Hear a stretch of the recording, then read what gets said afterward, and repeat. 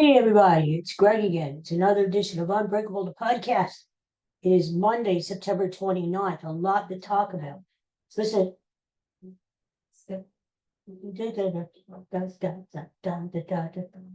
9 to 5. It's a Monday morning. Just what you want to hear. Listen. Working 9 to 5. Walk away to make a live. So why am I playing this? Why am I rubbing it in? That a lot of you out there are working, maybe listening to me as you work. Crazy, and here I am retired. Because Dolly Parton. Did you hear about Dolly Parton? Oh my God. Well, apparently she's sick. There's some kind of medical thing going on with her. She had to cancel her shows in Las Vegas. She had a residency out there, and she's canceled until next September.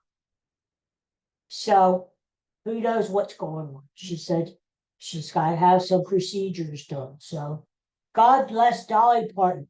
Yeah, we need good people like her in this world. 2-5. God bless you, Dolly Parton. God bless you. You know, why are we losing all these good people? Not that Dolly Parton's dead. No, she's not dead. She's just taking some time off. Can you believe she's 79 years old now? Holy shit. I would never believe that. She still looks pretty good. But I mean, she's been around forever, right? And she said, this is my body telling me you better start slowing down, which is a good thing to do when you get that mess. But first, Robert Redford a couple of weeks ago, and I'm still not over that because he's all over social media. Robert Redford this, Robert Redford that. I love the guy, but Robert Redford. But you know what I say, Robert Redford, I give him credit. Other than his great movies, he aged gracefully. That's the way to do it. He was no Kenny Rogers with the surgery and the plastic face. He was no Wayne Newton, who looks like an alien these days. Robert Redford aged gracefully. He had the wrinkles, he had everything there, but he still looked good. And he looked like he's supposed to look at 89 years old. God bless Dolly Parton. I hope you get better, Dolly Parton. And I hope to see you down the road. I'd love to go see one of her shows. She comes around again. Here I come again. Remember that song? Da, da, da, da, da, da. You know what? She's a great songwriter. She's written like something like 3,000 songs or some crazy number like that. And songs that we know, like I Will Always Love You, and for other artists. I can go on and on about her. And we're not even talking about her cleavage. Jesus. Okay, so what else is going on today? Well, of course, we've got to talk about the Eagles winning. Big game yesterday. Big game. And the Phillies back in the playoffs, starting up next Saturday against either the LA Dodgers or the Cincinnati Reds. We're going to talk about that too. But before we do, wait a minute. Excuse my reach. How could I forget? Huh? How could I forget the patron saint of this fine podcast? Bud, there he is. There's our Bud. Remember, this is the one where the birthday cake. I don't know which birthday it is, but it is his birthday. He's got his birthday scarf on there. You see him? And the birthday cake. Don't be alarmed. Not real candles, not a real cake, but it was a real Bud. That's a real Bud. And there he is. Bud, we miss you and we love you. He's up in doggy heaven. Okay, what else is going on here? Oh, well, did you hear about I can't even read my own goddamn writing here. Oh, guess what? Did you hear the news? Guess who's going to be the halftime entertainment at the Super Bowl? You probably know, unless you've been living under a rock. But in case you haven't heard, the halftime performance at the Super Bowl, performance of all performances, the big show of the year is going to be the one and only Bugs Bunny. That's it. Bugs Bunny is going to be performing at the Super Bowl this year. What the hell? Bugs Bunny, what's up, guy? What's up, guy? And as his backup singers, he'll have Daffy Duck and Elmer Fudd. I don't Bugs Bunny. No, no, no. What the? It's a bad buddy. Bad buddy. Bad, bad, bad, bad buddy. Bad buddy. Now, if you asked me to name a Bad Bunny song, I couldn't do it. I couldn't do it. I understand he's a good performer, good artist. Uh, he's very big in the Latino community, and he is apparently worldwide. But I must be living under a rock here or something. I don't know. Bad Bunny, Bad Bunny. I expected when they made the dramatic thing, like we're going to announce at halftime of the Cowboys and Falcons game, who's the performer in this year's Super Bowl. I expected somebody like the Rolling Stones, but of course, the Rolling Stones are like 108 years old apiece. You can't really even call them the Rolling Stones anymore. They're more like the sedimentary Stones. They just kind of sit there, you know? You have to kind of push them and roll them out there. But I never expected Bad Bunny. But actually, when I heard it, the hearing's going, when you get a little older, you have a little trouble hearing.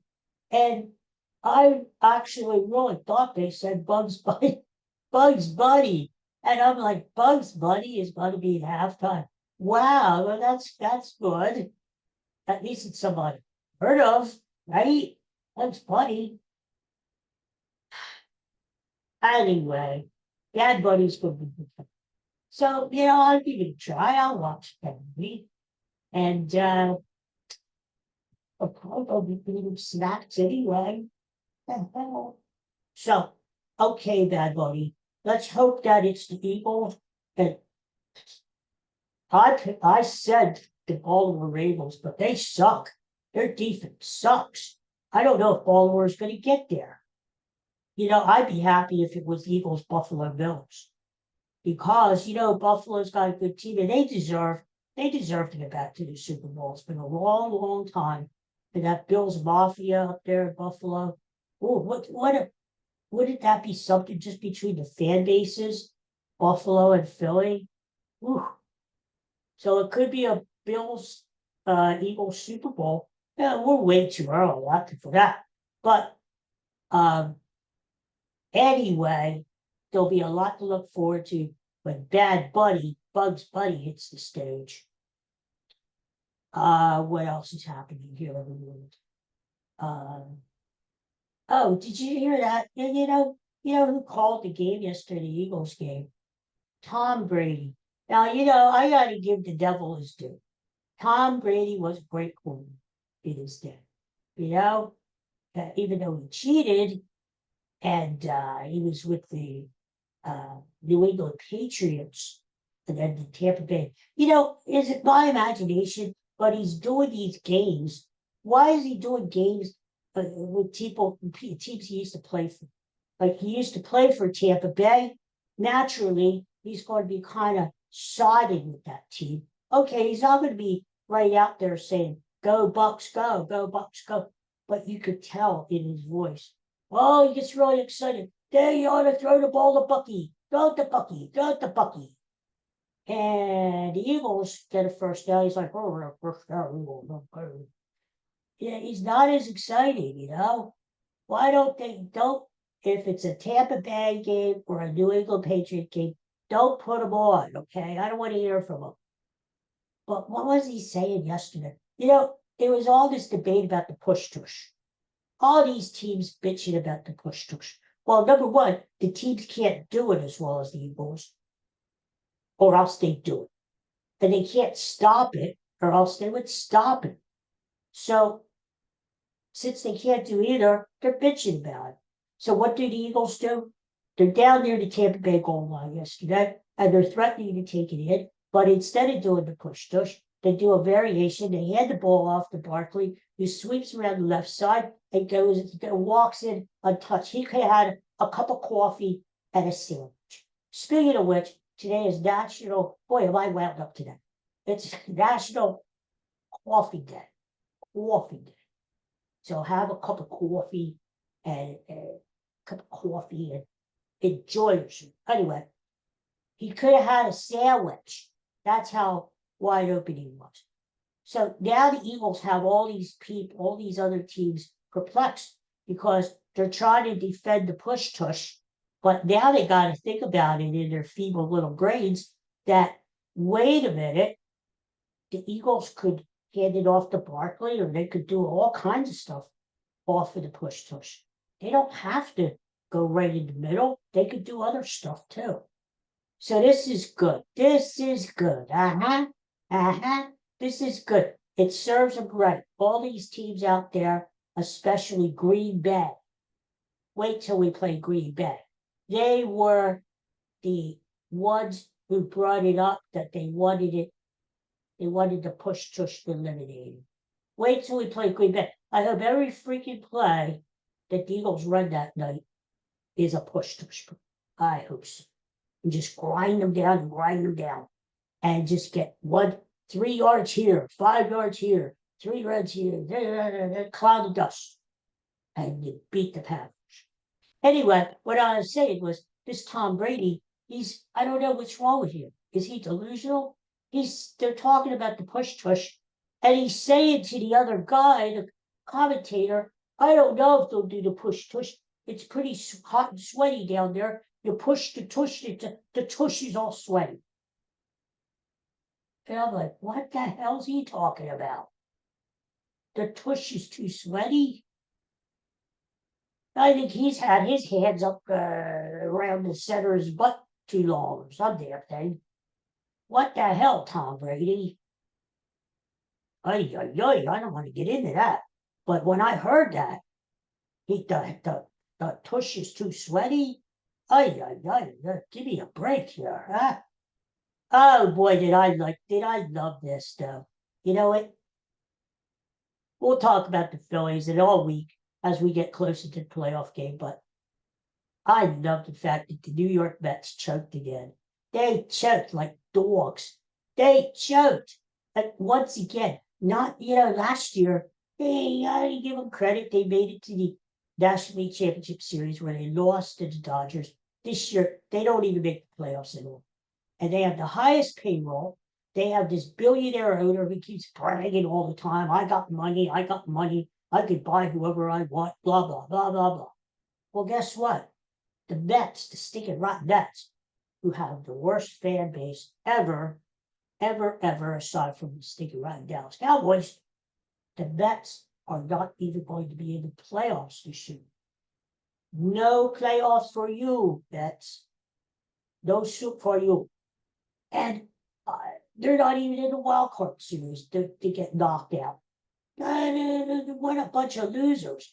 Pathetic losers. And that just tells you can't buy a championship. No matter how much money you have, you can't buy it.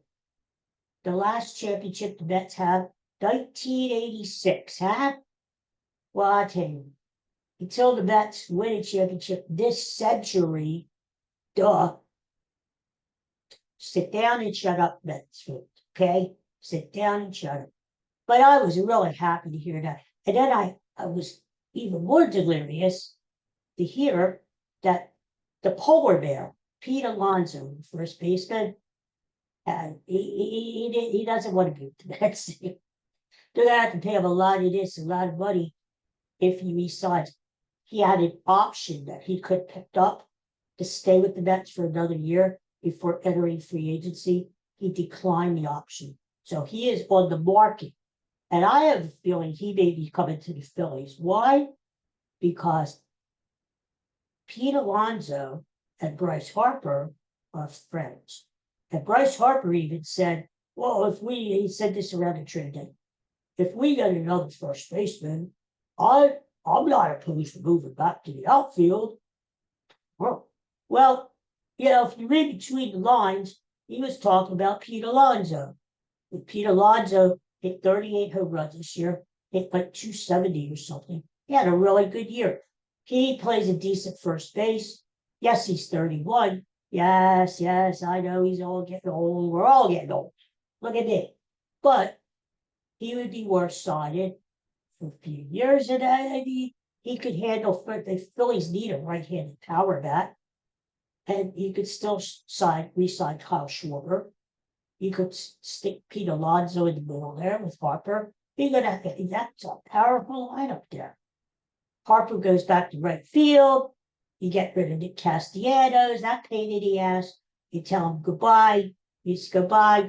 You send him back to Cincinnati, wherever. And that's it.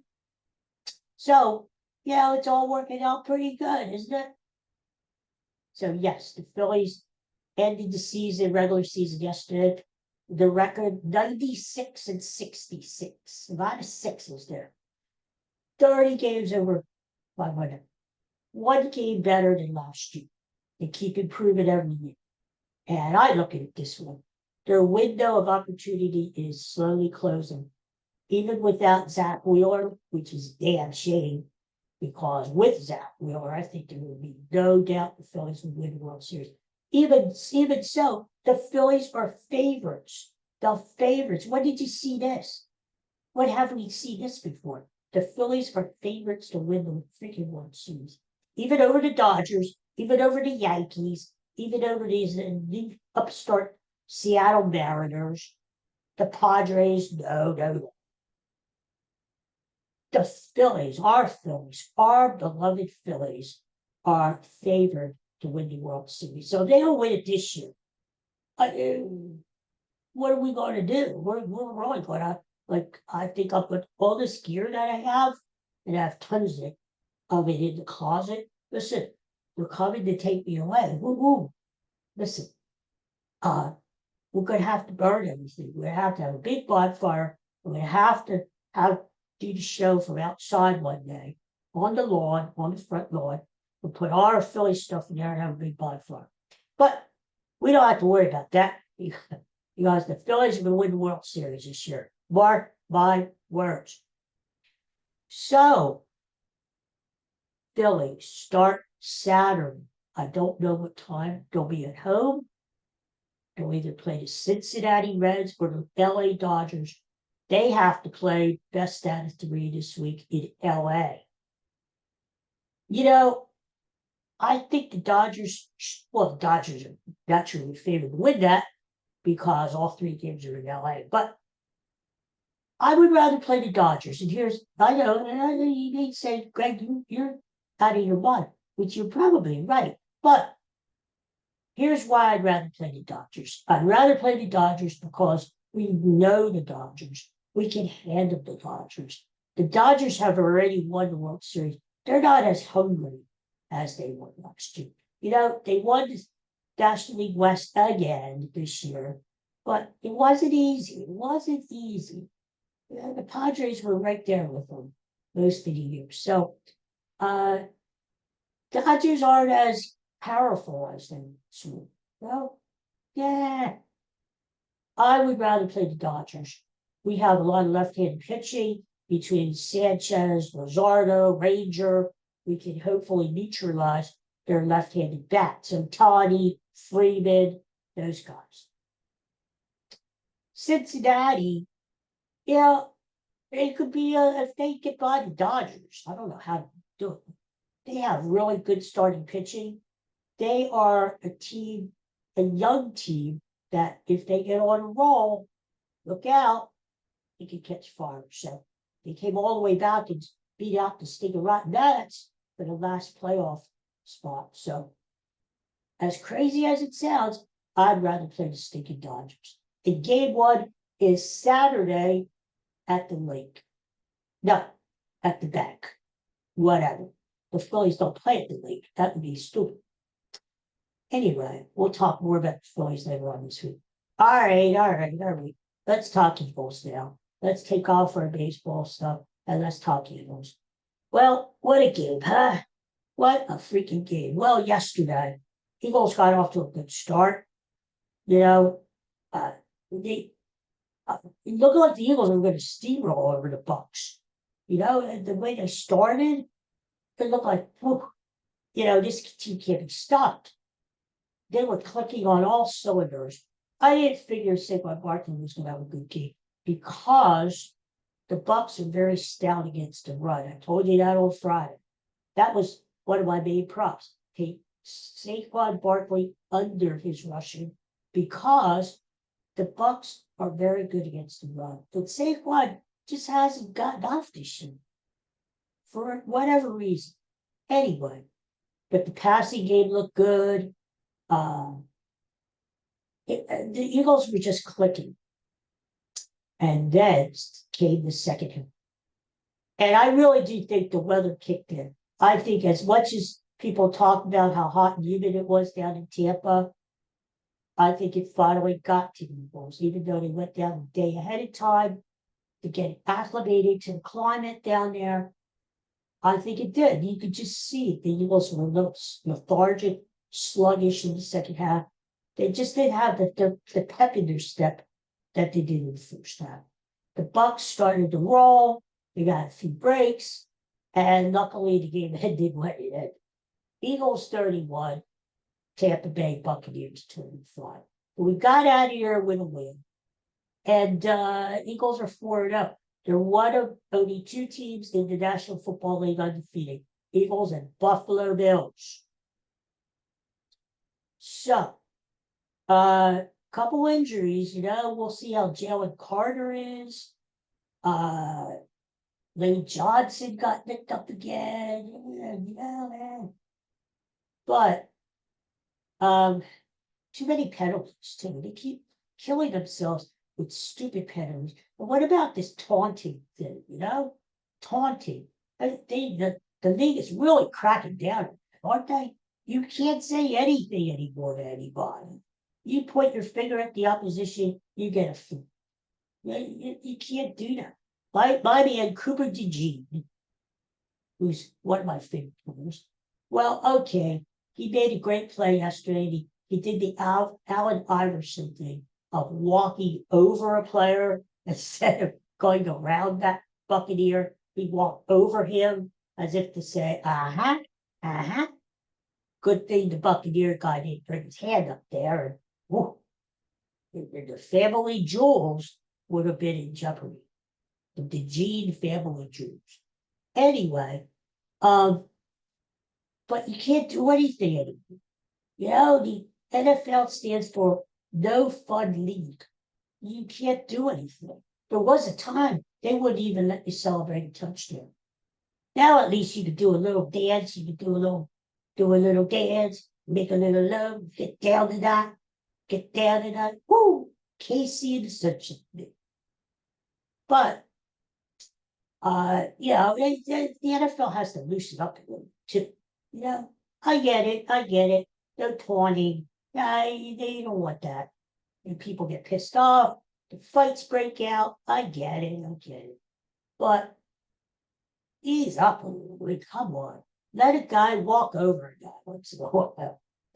That's all. Just let him walk over. Anyway, Eagles got out of there. A lot of people said Eagles' first part of the season was going to be really rough. Well, Eagles are 4-0. Eagles, by the time, Eagles could have a really, really good record by mid-season. I mean, they play Denver next week at home, 1:00 game again. And Denver plays tonight. Denver is going to have to play tonight, short week, which is always a killer. Monday Night Football, when you have to go on the road, they're going to have to come to Philly next week and play the Eagles. Not good for Denver. Not good for. No, no, no. And then we get the stinking Giants, who upset the LA Chargers yesterday with Jackson Dart, their new quarterback. Whoa, now all of a sudden, Jackson Dart is the new savior. He's going to save the Giants. Yeah, right. Give me a break. Let's see what happens with this kid, right? But, they're not, they haven't played the Eagles yet.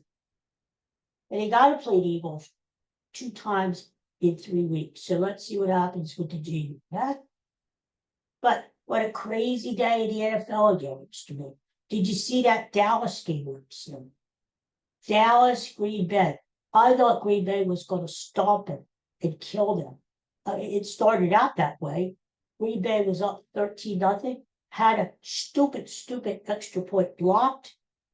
Dallas ran it back for 2 points. That's the new rule now. If you block extra point, run it back, then you get 2 points. And all the momentum swung over to Dallas. It seemed like Green Bay was like sleepwalking, like they were taking the game for granted.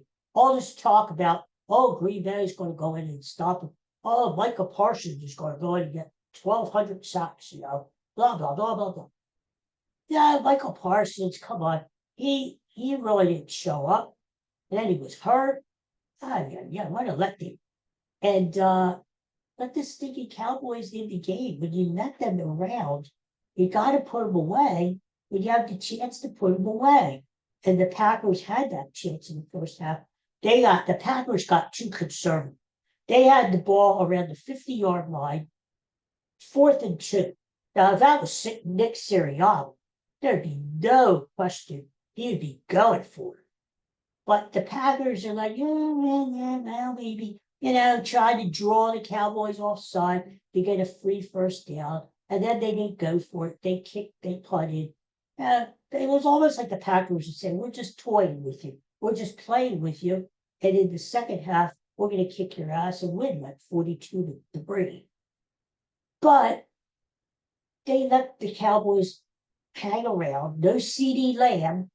Then they show the old Jerry Jones up in the booth there, like looking like all downtrodden, like half sleeping. His head's nodded. The sons have to pat him. Dad, wake up. Wake up. The boys are playing. Wake up.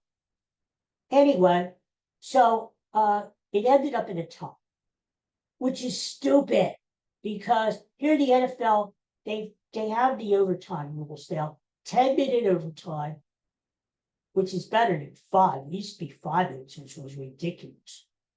Each team has a chance at the ball, getting the ball. And then after that, it's like sudden death. Whoever scores after the first 2 possessions wins the game. So it's just, but, even hockey doesn't have ties anymore. I don't like these shootouts in hockey. I hate that. They should play 3-on-3 hockey for as long as it takes to determine when. 3-on-3 hockey is exciting. It's what the fans love, and they should do that. The shootout it's a downer. It's a downer compared to 60 minutes of hockey and then another 5 minutes of 3-on-3.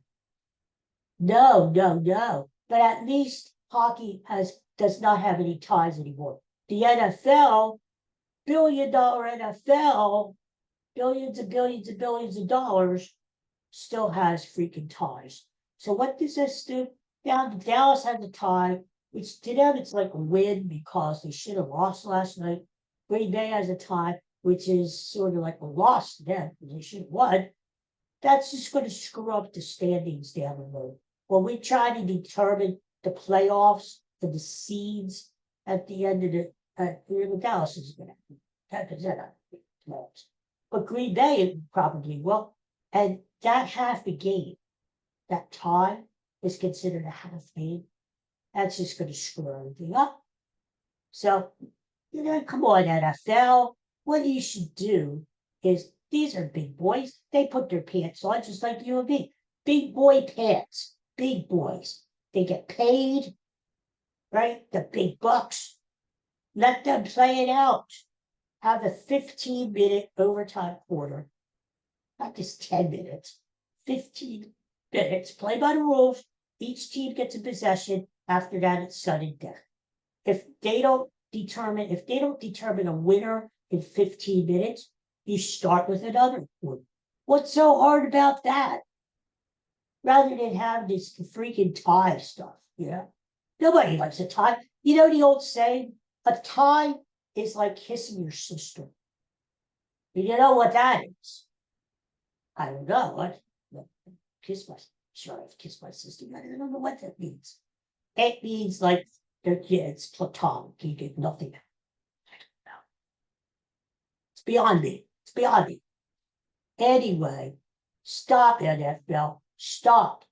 You got all these billionaires, you know, these teams, supposedly all these smart guys, rich guys, and they can't think of that. It takes me to think of that. Huh? We're in a lot of trouble if that's true. Anyway, okay, I'll stop ranting and ranting. But what a day in the NFL. The Chiefs beat up on the Ravens. I'm starting to think that the Ravens are like a fraud, you know? Everybody's like Ravens, including me.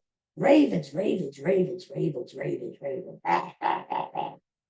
And the Ravens suck. They suck. Their defense stinks, and the Ravens suck. How do you like that?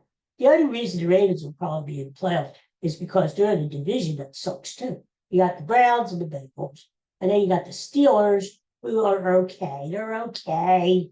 They're nothing special. Don't get overwhelmed. So, but the Ravens, what a disappointment, huh?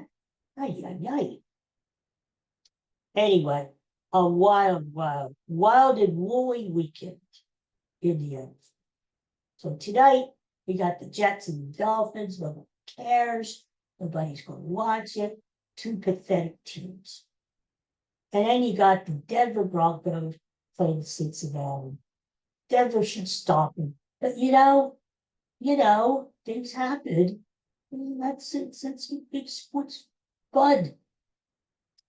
Tomorrow, count them, 4 baseball games, playoff games. Best out of 3. It's important to win game number 1. You got to do it. I don't know the times yet. We'll know them later today. But you got the Reds visiting the Dodgers, the world champion Dodgers. Wouldn't that be great if the Reds knocked them off? And then in the National League, you've got the Padres visiting the Cubbies at venerable Wrigley Field. That's right. Vine-covered Wrigley Field is going to be experiencing playoff baseball once again, which it should. What a shrine to baseball. In fact, the two oldest stadiums, Wrigley Field, Fenway Park in Boston, both are going to be involved in playoff action this year, which is great. Great. All right, so you got Padres at the Cubs. Whoever wins Padres Cubs series, they play the Milwaukee Brewers. Whoever wins the Dodgers Reds, they play our Phillies. Get their asses kicked by our Phillies. American League. Oh, this is going to be good. You got the Red Sox, bitter rivals, going to New York to play 3 games against the Yankees. Oh my God. Wouldn't it be great if the Red Sox went in there and kicked their ass, huh? Not only are the Mets not even in the playoffs, but wouldn't it be justice that have the bitter rival Boston Red Sox go in and knock the Yankees out of the playoffs after the Yankees got to the World Series last year? Oh my God, I'd be peeing my pants. Anyway, and then you also have Cleveland, what a story. Cleveland was 15 and a half games out of first place in July. And they come out and they overtake the Detroit loser Tigers. Now, Cleveland plays the Tigers, best out of 3 in Cleveland. You would say Cleveland's favored, Cleveland's home field advantage, Cleveland has the momentum, but game number 1, Tigers pitched Tarek Skubal, the big animal himself. Take that first game, you have a big advantage. So, what's going to happen? Great baseball. Oh, God, can't wait to watch. Winner of Detroit Cleveland plays the Seattle Mariners. And the winner of Yankees Red Sox plays the Toronto Blue Jays. So that's the way it is. That's the way it is. Huh? I say Phillies, Seattle Mariners. Why can't I say Mariners? Phillies, Seattle Mariners in the World Series. That's what you say. We got the big dumper, Cal Raleigh, 60 home runs, facing off against Schwarber, Kyle Schwarber, 56. What a power shoot. Yeah. All right, guys. Well, I'm exhausted. I'm going to take a nap after this. But thanks for tuning in. Thanks for watching, listening, and I'll be back again sometime during the week. We'll do a little more of this because we got a lot to talk about. We got to talk about baseball, the playoff. We got to get all pepped up for Red October for the Phillies to start Saturday. Are you excited? The Phillies on their World Series run. They're going to get there. They're going to win it. Jesus. And then we got to talk undefeated Eagles. Sunday against those Denver Broncos. 1 o'clock. It's supposed to be another beautiful day. Oh my God. It is so nice to be a Philly sports fan these days. You got the Eagles, you got the Phillies, the Flyers will be starting up soon. They have a lot of hopes to make the playoffs this year. The 76ers, I don't want to talk about them. They stink. They suck. Okay? If you were smart, the 76ers line is 42.5 games this year. Are they going to win more than 42? Are they going to lose more than 42? I would put my money on lose 40 more than 42. Go under. We don't even know if Joel Embiid's going to play. We don't know about Paul George. They already have a Jared McCain already hurt himself. I mean, the 76ers talk about a loser organization. Can't they just move away so that we can have all good teams in Philadelphia? I don't know. Okay, we won't even talk about those books. We'll talk more as the week goes on. Huh? All right. So, everybody have a great day. Have a great week. Enjoy yourselves. And we'll talk to you again soon. Don't forget, my book is out. Stronger Than Bone. November 7th. It's out everywhere in the world. Look for it. I'll be talking more about that too down the road. Okay, I gotta go. Take care, everybody. See you. Peace and love. Bye.